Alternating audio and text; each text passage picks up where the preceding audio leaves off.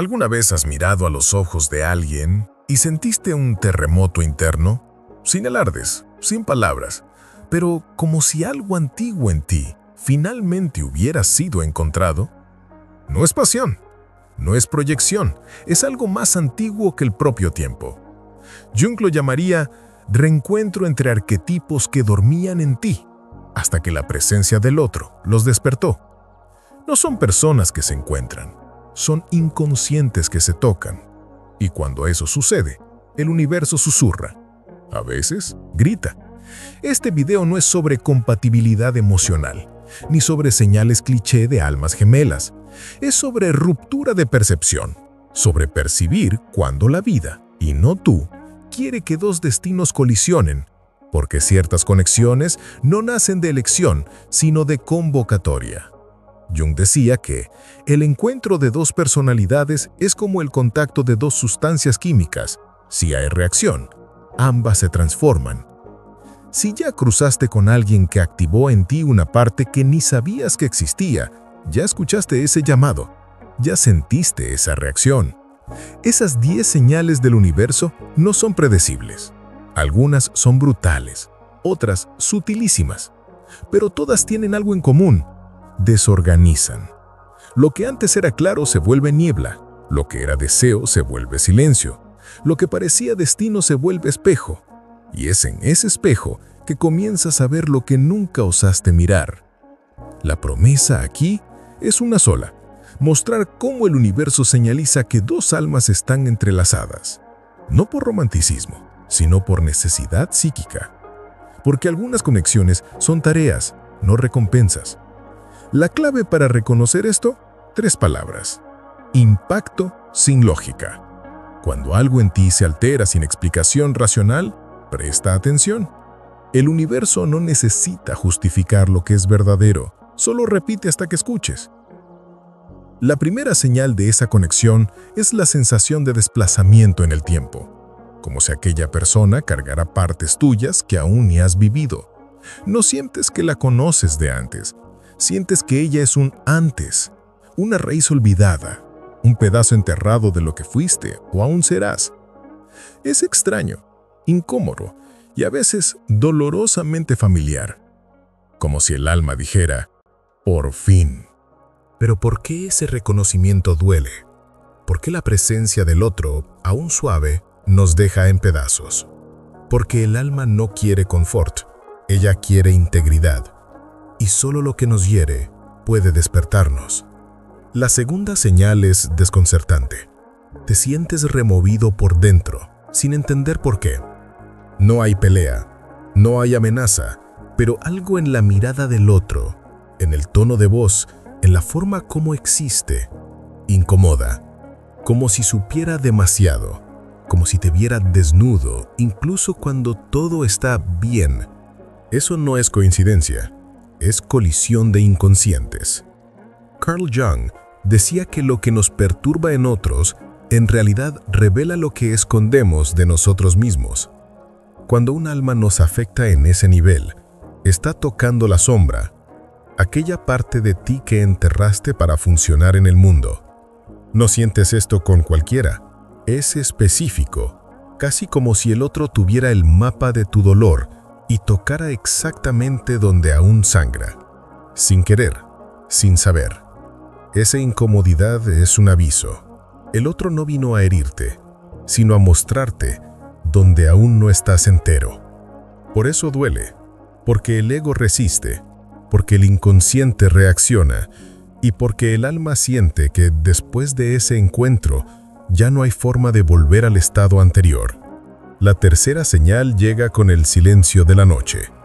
Los sueños cambian. La persona comienza a aparecer, a veces como es, a veces como símbolo. La ves en escenarios extraños, en situaciones que no viviste, pero que te marcan. Es como si cargara mensajes que el consciente no logra captar. Jung consideraba los sueños como lenguaje puro del alma. Cuando alguien comienza a habitar tus sueños, esa persona ya no es solo alguien, es un proceso. Fue activada en tu inconsciente. Y el inconsciente no hace eso en vano. Observa. ¿Qué símbolos aparecen? ¿Qué sensaciones te deja el sueño? Si hay laberintos, tormentas, espejos, casas antiguas, no es solo divagación, es transformación simbólica. Y esa persona es la llave que está destrancando tu próxima versión. Si has soñado con alguien y sientes que hay un sentido escondido en eso, escribe en los comentarios: ella aparece en mis sueños. Esto es más común de lo que parece, y no es por casualidad. Y si quieres descubrir ahora el nivel de esa conexión con alguien, haz el quiz que dejamos aquí. Va más allá de lo emocional. Toca lo arquetípico. La cuarta señal es cuando la realidad comienza a jugar contigo. Piensas en la persona y ella aparece. Abres el celular y ves algo que publicó. Hablas de ella con alguien y escuchas su nombre de la nada. La misma canción que los marcó a ambos comienza a sonar en lugares aleatorios. Esas son las sincronicidades, los susurros del universo, como decía Jung. Pero atención, las sincronicidades no son solo coincidencias, son respuestas simbólicas a movimientos psíquicos internos. Si aumentan de frecuencia alrededor de alguien, es porque hay energía activa entre ustedes. La conexión existe, incluso si racionalmente no tiene sentido. Y más, el patrón de esas sincronicidades importa. No aparecen solo para encantar, sino para direccionar. Es como si la vida estuviera cosiendo algo tras bambalinas y comienzas a sentir que nada más es por casualidad. La quinta señal es tal vez la más íntima. Te sientes recordado por esa persona, como si te llamara a ser quien eras antes de que el mundo te moldeara. No hay exigencia, no hay presión, solo un espejamiento profundo que te devuelve a ti mismo. Es alguien que activa en ti un sentimiento de hogar, no en el otro, sino en ti. Te sientes más real en su presencia, más valiente para ser vulnerable, más libre para mostrar lo que nunca mostraste. Es como si esa persona revelara versiones tuyas que estaban olvidadas. Y eso no es leve, eso es sagrado. Y si en algún momento eso te atravesó, comenta aquí: me siento recordado. Tu experiencia puede tocar a otros que también sienten eso y no saben cómo nombrarlo. Y no olvides hacer el quiz que dejamos en la descripción, que revela cuánto esa conexión es arquetípica o emocional. Responde con sinceridad. La sexta señal es el tiempo distorsionado. Cuando están juntos, parece que el tiempo desacelera o acelera. Hay una quiebra en el flujo lineal. Un café se vuelve horas. Una mirada dura segundos y atraviesa décadas. Y cuando están lejos, el tiempo no cura, apenas congela. Este tipo de relación altera la percepción de lo real. No es fantasía, es energía. Jung hablaba de la función trascendente de la psique, un estado donde los opuestos coexisten. Y en esas conexiones, los opuestos se encuentran: pasado y futuro, dolor y amor, distancia y presencia. Esa distorsión del tiempo es señal de que el vínculo entre ustedes toca algo fuera del plano racional. Es una relación que late en lo simbólico, y por eso parece sueño, pero duele como realidad. La séptima señal viene a continuación. Viven los mismos temas al mismo tiempo, incluso separados, incluso sin contacto. Entras en crisis y descubres que el otro también. Tienes una pérdida y él vive un fin también. Es como si sus jornadas estuvieran sintonizadas.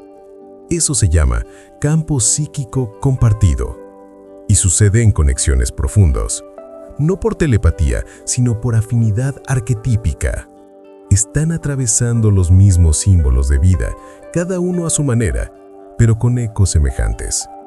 Y eso puede asustar, porque parece que el otro aún habita en ti, incluso si se fue. Y tal vez habite de verdad. La octava señal es el rescate de memorias olvidadas. Estar con esa persona te hace recordar cosas antiguas, no necesariamente relacionadas con ella, sino contigo.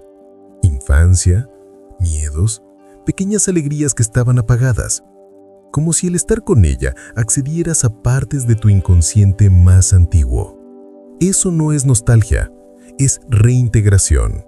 Jung diría que ese tipo de relación toca el self, el centro regulador de la psique, la totalidad de quién eres. Y cuando ese centro es tocado, las memorias emergen para ser curadas, para ser resignificadas. La novena señal es igualmente profunda.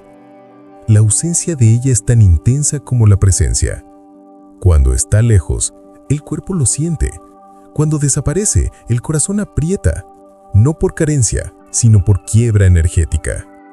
Es como si algo dentro de ti estuviera fuera de órbita. Y, de nuevo, eso no tiene que ver con añoranza común. Tiene que ver con vínculo psíquico. El alma siente falta porque encontró un eco. Y ahora que escuchó, ya no puede ignorar el silencio.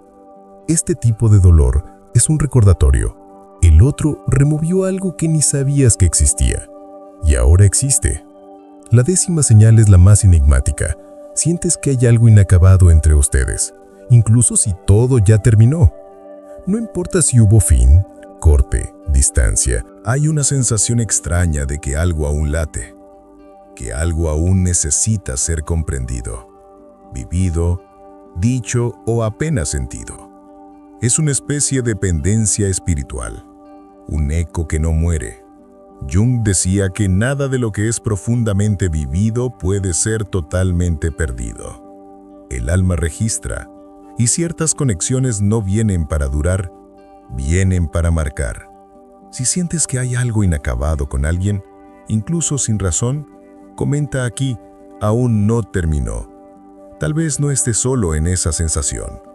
Y si quieres entender el porqué de eso, el quiz que dejamos te ayuda a identificar el tipo de conexión que viviste y qué hacer con ella. Esas señales no surgen en vano. Son mapas simbólicos. El universo no desperdicia encuentros. Solo repite hasta que comprendas. Ahora que conoces las 10 señales, una verdad comienza a emerger. Esas conexiones no aparecen para completarte. Aparecen para quebrarte en el lugar correcto. Son el llamado para tu individuación, para la travesía de la persona a la esencia. El otro es apenas el espejo. La jornada es tuya. Pero atención, confundir ese tipo de conexión con dependencia emocional es un riesgo, porque la intensidad puede crear ilusión.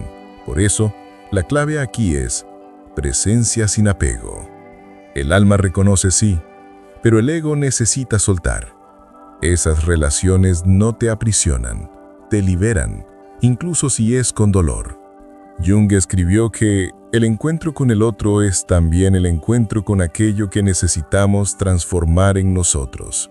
Y si esa persona te mostró eso, entonces cumplió su papel. La pregunta que queda no es, ¿será que es mi alma gemela? La pregunta es, ¿qué activó esa alma en mí que ahora necesito integrar?